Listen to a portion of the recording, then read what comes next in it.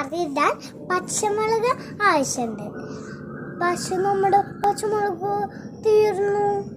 അപ്പം നമുക്ക് നമ്മുടെ തോട്ടത്തിൽ നിന്ന് പറിക്കാം.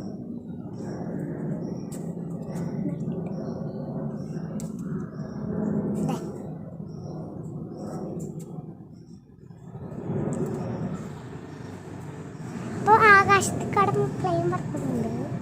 എന്നത് പൊട്ടിക്കണം.